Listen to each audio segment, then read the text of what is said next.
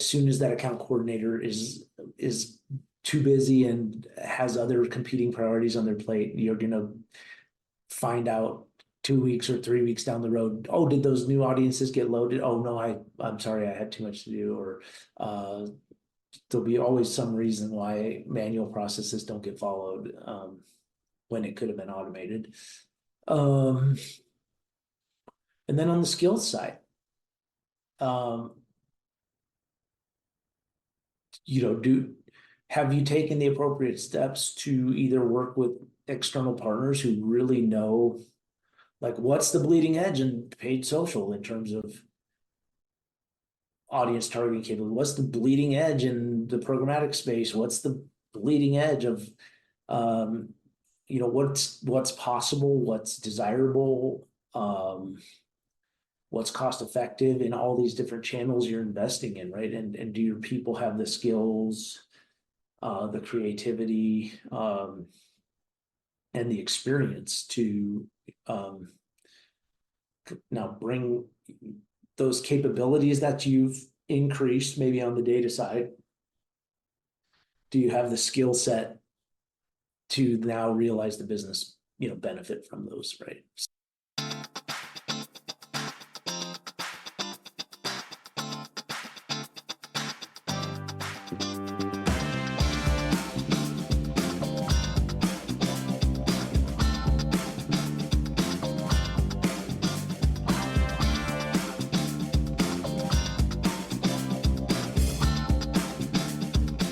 Get ready to deep dive into the world of digital transformation, where we explore the latest trends, innovations, and challenges shaking up industries. Join us as we decode the secrets behind successful digital strategies and hear from experts who are at the forefront of disrupting the status quo. In each episode, we'll unravel the mysteries of the digital realm and uncover the hidden opportunities that lie within. From artificial intelligence to blockchain, from automation to cybersecurity, we'll leave no digital stone unturned. But hold on tight, because this podcast isn't your average tech talk. We're injecting a hefty dose of wit and humor into every episode, making learning about digital transformation an absolute blast. So if you're ready to embrace the digital revolution with a smile on your face, tune in to the Digital Disruption Podcast and get ready to be entertained, informed, and inspired. Don't miss out on the fun. Subscribe now and join us on this wild digital journey.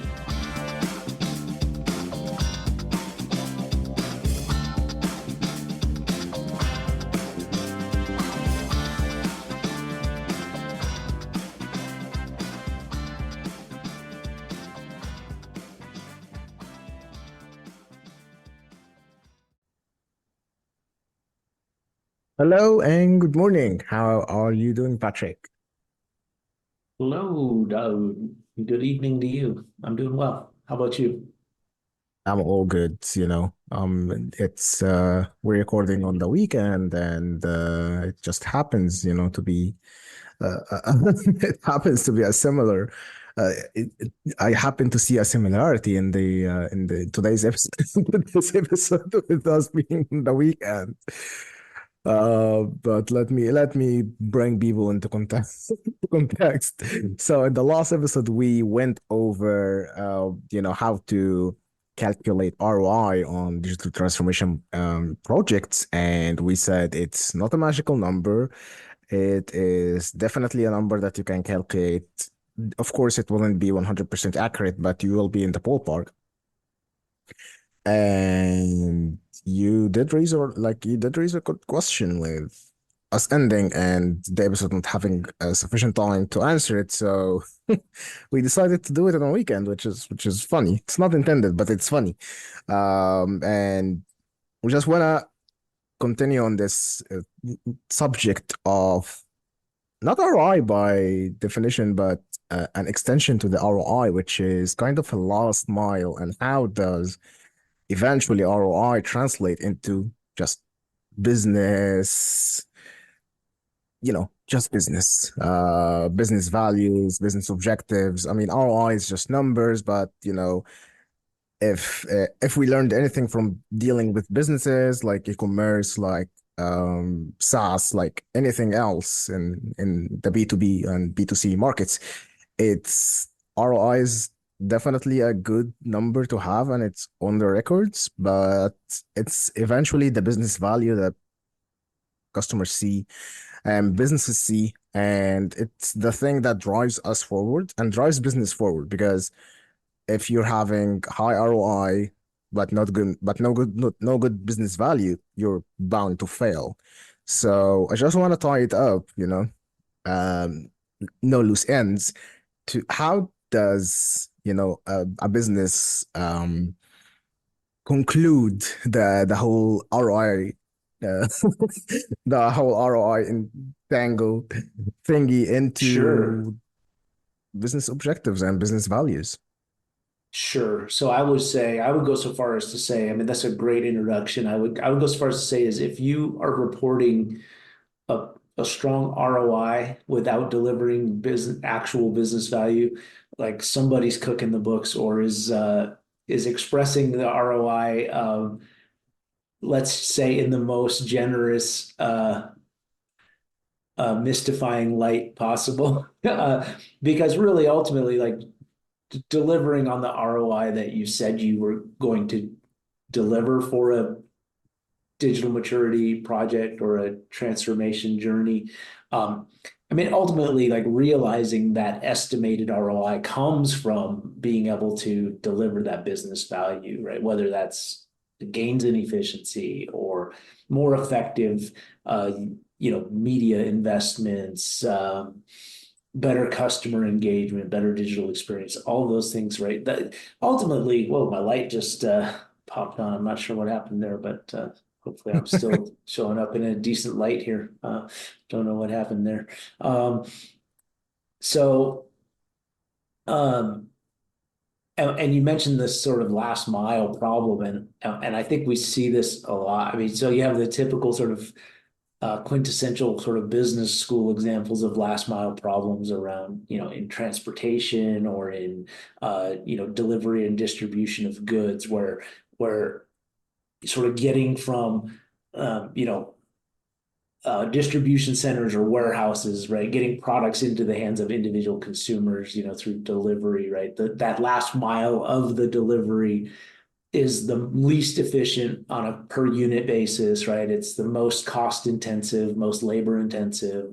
Similarly, like in transportation, um, especially public transportation, right? Getting riders, travelers, from their house or apartment to that transportation hub and home from that transportation hub, whether that's a bus stop, train station, subway line, airport, whatever, right? Again, that's on a per traveler, per rider basis. It's the most cost intensive, least efficient, right? So it's really just that last step in the value delivery chain, is that last mile problem. And in going back to like 2017, even Bain and Company was writing about the last mile in analytics, right? And so there we're using this metaphor in terms of how do you close that gap between data and analytics teams and business teams, right? How do you get from you know uh, data intensive infrastructure and projects to real business value. Um, and that last mile problem in that regard is really the gap between that, right? The gap between the data teams and the business teams in a sense, right? And the variety of use cases that might be supported by analytics, broadly speaking. So in the Bain article, they really were talking not just about web analytics or Google Analytics. They really were talking about the increasing investment in uh, data infrastructure, analysis and insights, BI work, and big data type infrastructure. And so all of these things are expensive upfront investments as organizations kind of develop.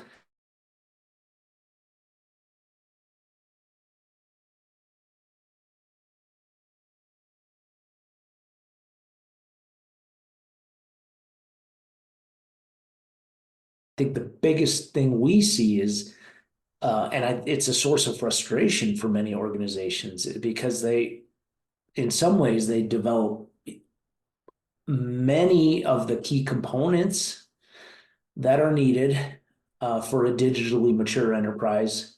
Um, but then, you kind of get to the end of a quarter or you get to the end of a 6 month project, and key stakeholders are still sort of left asking these questions of, okay, now what do we do with this information? What do we do with this infrastructure? How do we improve our marketing? How do we improve our customer experience, right? How do we um, actually like make business decisions? How do we automate processes? How do we take advantage of all these kind of digital maturity initiatives that we've invested in? And sometimes it's very like seemingly very small uh, kind of components that are missing. Um, and those end up being really crucial gaps and really like strongly characterize this last mile problem, right? So how long is a marathon? By the way, I'm not a runner, but do you know how long a marathon is race? No, I can Google it. Yeah, Google that. I How think it's long 26 is miles, or maybe it's that's it is 26 mile, yeah. yeah, 26. Is it 26 or 26.2 miles, something like that? Yeah, 26 and like almost a half. All right, so yeah, so let's say so if you run 25 miles, you haven't run the marathon, right? No, you still have 1 mile to So go. I still have 1 mile to go. I think we see that in digital transformation a lot. It's like I'll give you just a couple examples. Is if you create a really sophisticated cloud-based data warehouse and you have the ability to do all kinds of data-driven segmentation, clustering your customer data to, identify different sort of natural cohorts of uh, potential like you buyer intent and estimated lifetime value, or if you take your analytics data and you segment it into propensity scores, likelihood to complete certain kinds of actions on your website or in your app, you've got a lot of really interesting information at your hands. You could present it in, you could visualize the clusters, and you can develop a really good digital storytelling, and you can assign personas to those clusters. You can do all kinds of really cool things that would excite lots of C-level people, and they might be impressed with your work. But at the end of the day, you want to do something with that data, right? And so this is where the last mile comes in, right? So now, what do you need if you do all that clustering, all that really great analysis and insights work, statistics based, data science work, and now you have all these audiences. You've even got first party identifiers, associated with those audiences. I mean, you have it all, except for if nobody on your team knows how to ingest that data into your media platforms, into your customer engagement tools, into your CDP potentially. Um, there's nothing you can actually do with that data without completing the pipelines, um, right? So, um, if and it seems it's not like rocket science in the sense of most media, most enterprise worthy media platforms today can ingest first party data, and customer engagement tools and CDPs can ingest that data via APIs or other connection methods. And so the question would be, are you going to like download a CSV file every week and ask an account coordinator to manually load a file of you know 25 different audience segments, or are you going to do the work? And if you were sophisticated enough to do all of the cluster analysis and data science work, you also are sophisticated enough to automate the pipelines, use the APIs that are available, the data connectors that are available, and to load that data on a regular cadence into those platforms. And you can use triggered you can use various kinds of triggers that will automatically update that data whenever a new file is generated.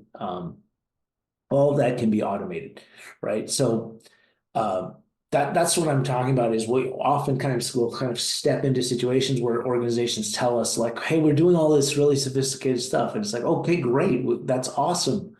What are you doing with it?" That's where we're stuck. We don't know what, we generate reports. Oh, is that changing your business? No, not really, right?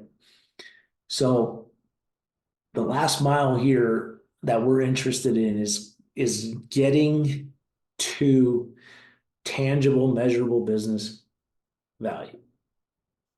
And so it's always imperative to do that work of closing that gap between the foundational work you did to facilitate the use cases that you identified at the start of the process, right? You said, I want to be able to deliver better personalization to my customers and better recommendations in an automated way based on their browsing behavior. And I want to be able to fine tune what messaging I send to my customers based on their preferences. And I want to optimize the, cadence at which I send engagement messages and the frequency and the types of offers. And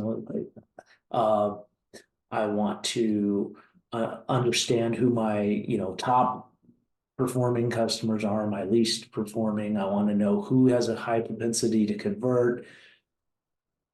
And I want to target them differently. I want to use different media strategies with those people. I'm trying to prepare for the cookieless future. So I need robust first party strategy, right? So now you need to build into these projects those sort of pipelines and processes that will close that gap between the foundation work and the business value. And I mean, just to harp on our kind of like our 4 pillars that we talk about, that gap can be in terms of any of those 4 pillars. That gap between the work and the value, it could be at the level of technology. So maybe you do need some kind of a system to manage API connections and data connections in order to do it in an automated way that's efficient, right? So maybe you do need a tool for that. Maybe you are using an outdated customer engagement platform or an outdated media buying process. So maybe that is part of the upgrade there, right? You might have missed something in your data infrastructure too, right? So and hopefully if you go through the full process of digital transformation, you'll identify those gaps. But so you might have some fundamental foundational flaw that needs to be addressed. But assuming you don't, you may still have, like maybe that gap at the data infrastructure level is just at the level of like the pipelines and the automations, right? It's getting from, expecting business users to manually upload things to automating that process for them and do it in sort of close to real time, right? Or, daily, weekly, whatever the right cadence is. Maybe it's upgrading to, cloud-based infrastructure that's more cost-effective and scalable. On the process side, again, the sort of manually loading first-party audiences versus automating that would be a big process piece that, most manual processes like that are not scalable. As soon as that account coordinator is too busy and has other competing priorities on their plate, you're going to find out 2 weeks or 3 weeks down the road, oh, did those new audiences get loaded? Oh no, I'm sorry, I had too much to do. Or there'll be always some reason why manual processes don't get followed when it could have been automated. Um, and then on the skills side, um, have you taken the appropriate steps to either work with external partners who really know, like, what's the bleeding edge in paid social in terms of audience targeting capability? What's the bleeding edge in the programmatic space? What's the bleeding edge of, um, what's possible, what's desirable,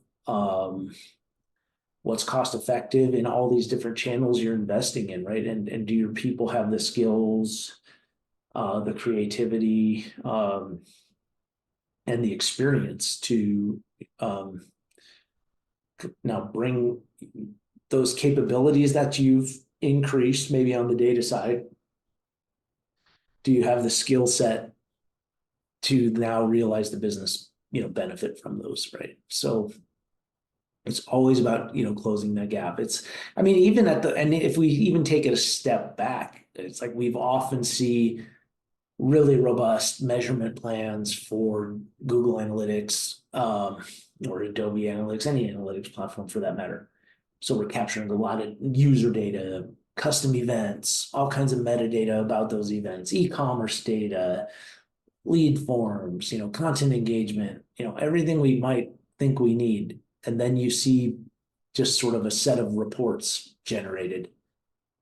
And everybody's supposed to sort of like look at the reports, and the business is going to magically change because we look at reports. But there's no business questions being asked. There's no actual analysis work happening. There's no digital storytelling, generating insights, looking at the data, generating hypotheses, right? Like digging in, tying the data in your analytics to actually, going through the website, going through the app, calling your own call center, right? Like getting on your customer's chat, right? Acting like a customer, trying to go through the process of buying a product or service, right?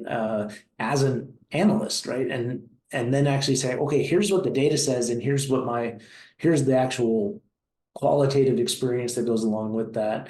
Here's what our customers, qualitative surveys data says, right? Like tying all this data together and drawing insights, right? Even that. So like even taking it back a step between, automating audience pipelines and that there's even that gap between having data at your disposal and doing real analysis and insights work and generating business insights to say, hey, this is a key section of our site that 80% of our visitors get to, right? And there's this massive drop off at this key point. I've gone through this experience several times on both desktop, mobile, and app. Here's a lot of friction.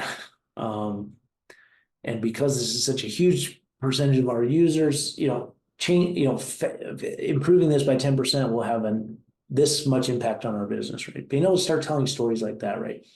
Now test this out, right? Even that is also closing that last mile gap.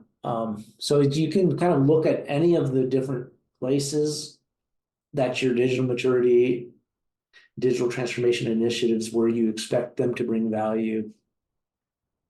And you can ask yourself what that gap is, that last mile. What's that last mile to achieving the value you wanted to get, right? So it really starts all the way back at that level of, generating the insights in a way that naturally leads to being able to take action, right? Versus just, here's a report, look at it. Conversion rate was 5% last month. Wow. Right. Horror story. That's so I think there's a lot of different ways that last mile problem plays out in our industry. I know I just been sort of rambling here for a few minutes. I guess I I want mean, to take it back to a conversation with you. I mean, to be honest, like you have been pointing out horror stories as we spoke, like the things that, you know, whenever a company gets too big, and even in smaller companies, people try to automate everything and they they miss crucial points. And I think this missing crucial points what makes or breaks the last mile because yes, you can, you know, there isn't as there is this like the sweet spot between automating everything and doing everything manually that I think customer like companies are still struggling to find. And it is a big part of digital transformation, as I think, like we need to work as we said in the ROI episode, we want to work on the efficiency and the effectiveness and whatever initiatives that we're doing. But at the same time, the way you look at it, addressing how and what should be done is actually the real challenge here. I mean, especially in last mile, because what should be what should be automated and what shouldn't be automated. Um, where does, where does the leak happen? Like, and to do a leak test, usually in anything, you pressure test. I wonder how can you pressure test like a flow, a sequence, a initiative, Hmm. an ROI, like not an ROI, like a digital transformation initiatives. How can you pressure test something like this? Like we finished in like scanning, hypocyting, implement like we finished the manifesto for a new groundbreaking, initiative. And then, is there a way to pressure test it before it hits public? Or how do you approach something like this? How do you approach the concept of pressure testing, and especially in something Mhm. that is very, very, very crucial, like last mile, which is very tricky? I think I think this. there's two ways. Yeah, that's a really good question. I think that idea of a pressure test is really a nice image. I know of two ways that are really appropriate from my perspective. Like one is just viability, right?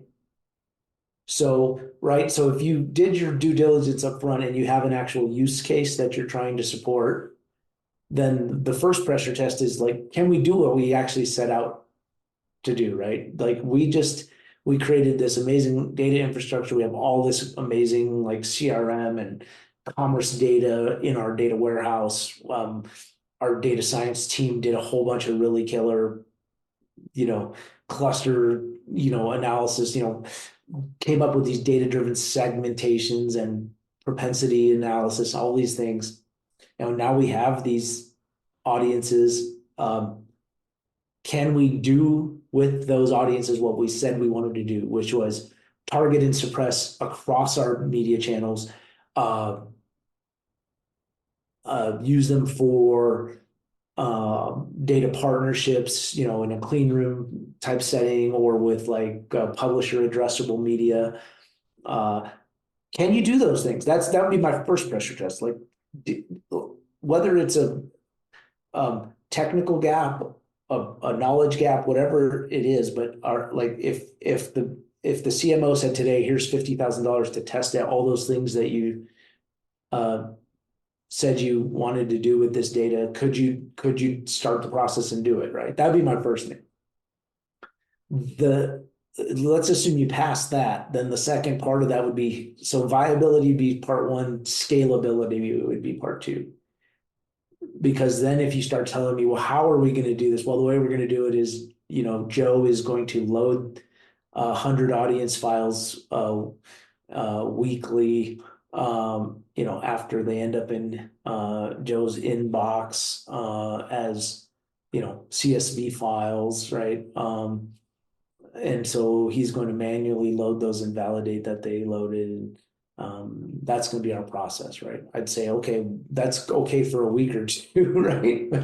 That's not scalable. So those would be the two ways I would pressure test that.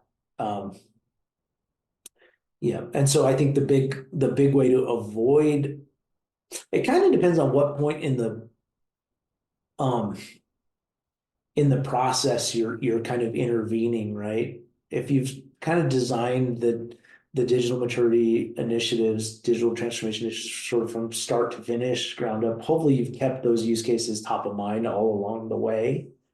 Um, but oftentimes, if you're kind of stepping in midstream, right? A lot of times organizations aren't going to like retool all of their tech data and processes, right? So we're trying to address specific gaps. And so if you're kind of stepping into the middle there, I think that's where you kind of have to see the level of, how big is that gap? Maybe it's the last 5 miles. Maybe it's not just the last mile problem, but you kind of have to get your hand around, or is it a 5-degree slope you're running up for the last mile, or is it a 30-degree slope, right?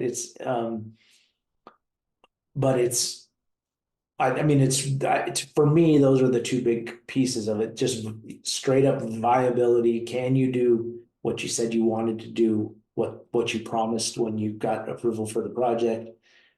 Can you fulfill that brief? And then is it actually scalable, manageable, cost effective, efficient, et cetera, right? And it's not just automation, right? There's other, that's just like one example. I think it's, also just in some cases, there's a missing connection somewhere, right? Like you got all the data successfully into your data warehouse. You have a composable CDP layer on top of that's performing the audience segmentation functions, creating these lists.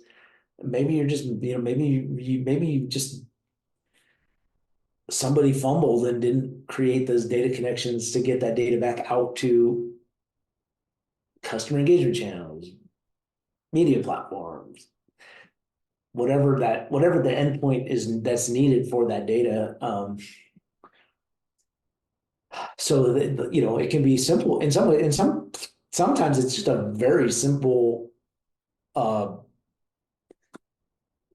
switch or connector. That's really the the answers that question is like, can this be done or not be done? Right. And I think you said this early on in our conversation today, which is like sometimes it's just small, like a small component of a set of requirements that's just not in place or got missed or somebody wasn't aware. I mean, I'll give you an example within the CRM context, right? There was an integration between Salesforce Marketing Cloud and Google Analytics. So in the Universal Analytics context, GA360, in GA360, um, you can also do this with GA4 now, but in order to use that GA audience data uh, in Salesforce, you have to have Salesforce's analytics connector, which is a SKU. It's not a really expensive SKU, but you have to enable that. And that's a Salesforce. It's not a Google Analytics feature. But it has a cost. It's, I don't know, $20,000 or $25,000 a year. So you have to be using Journey Builder. You have to have that connector enabled, and you have to pay Salesforce for that connector, right? So um, even if you go through all the other steps of the process and um, again, do a whole bunch of cool audiences in GA4, you're expecting to use them in Salesforce Marketing Cloud. Hopefully your Salesforce sales rep, sales consultant has told you that you need to do this. And if you haven't done it, then nothing else is going to, work in that regard until you do that, right? And it's just like they're going to go back into your license, and probably it's a checkbox, that you paid for that SKU or whatever, and then that functionality will be enabled. But you got to do it, right? So. You gotta do what you gotta do. Exactly. So, or if you,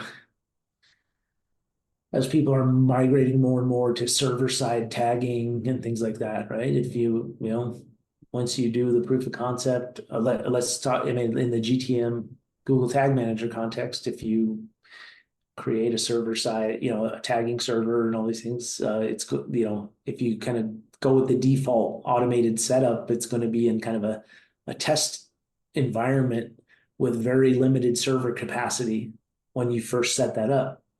So if you actually are going to use this in production and want robust data capture,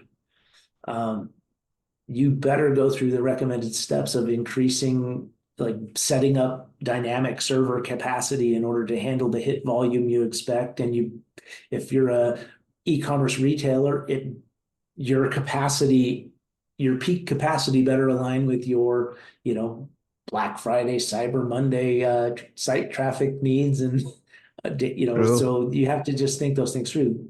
The server-side tagging will work whether you do that or not, but you're going to be missing hits in your data collection if you don't have the server capacity to handle that, right? So there's, it's just, again, it's not rocket science. It's kind of a key step that you need for the solution to be robust and trustworthy, right? So,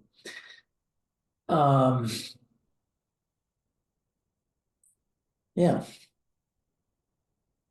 I guess, I mean, I think that's all the time that we have, but I don't think we missed something.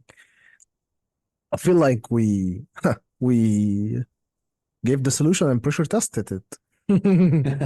I think one of the things we could do is I'm thinking of this on the fly actually, but I think in some upcoming episodes, I think we could have a little recurring theme. Maybe not even the full episode, but like the latest last mile example, of real examples of, closing the gap between a technical or data implementation and then here's how we got the value out of it, right?